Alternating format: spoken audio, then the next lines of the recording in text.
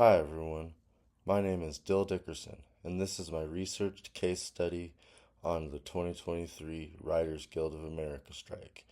In this presentation, I'll break down the conflict, the underlying interests of both parties, key negotiation concepts we covered in class, and what worked and what didn't in the process. The Writers Guild of America strike began when the WGA and the Alliance of Motion Picture and Television Producers, or AMPTP, failed to reach a new contract agreement. The strike lasted 148 days and brought major TV and film production to a halt. At the center of the conflict were issues like fair pay, AI use in writing, and the residuals from streaming platforms. Let's break down the difference between positions and interests from each side. The WGA's position was that writers deserve better compensation and protection from AI. Their deeper interest was long-term job security and fair creative recognition. On the other side, AMPTP's position was to control costs and maintain flexibility in new technologies.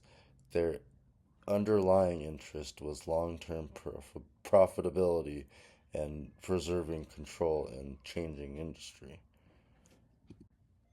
WGA entered the strike unified and prepared with an overwhelming 97% of members voting in favor of the strike authorization.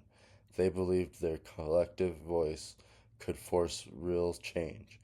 AMPTP, on the other hand, thought time was on their side. They hoped prolonged delays would push writers to cave. Their early negotiation strategy relied on outlasting the WGA, not collaborating with them. Three negotiation concepts we covered this month were heavily involved in the strike. BATNA. The WGA's BATNA was striking and they committed fully to it. ZOPA.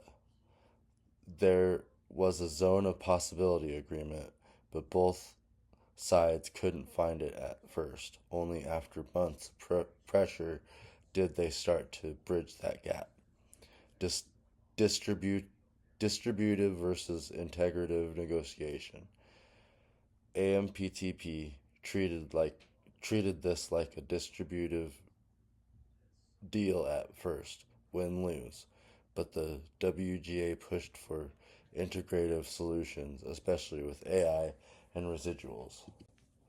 Despite the long term, Despite the long strike, some things went well in the negotiation process. The WGA remained highly unified, which gave them strength at the bargaining table. Public support for writers stayed strong, especially from actors and other unions. Eventually, both sides agreed to return to the table with real intent to solve the issues, showing a willingness to compromise late in the process. But several things went wrong. AMPTP delayed serious negotiations for over 100 days, which increased frustration. Anonymous quotes from studio executives calling the strike unrealistic damaged trust. Secret meetings and lack of transparency confused members, and media weakening communication and slowing momentum. Yes, an agreement was finally reached on September 24th, 2023.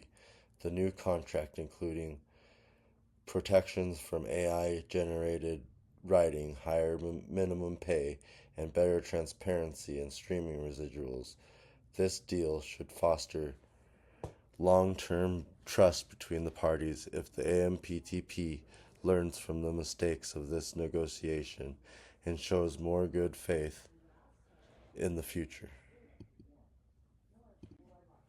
The 2023 WGA strike was about much more than money. It reflected a shift in the entertainment industry, where writers are demanding a seat at the table during a massive technological change.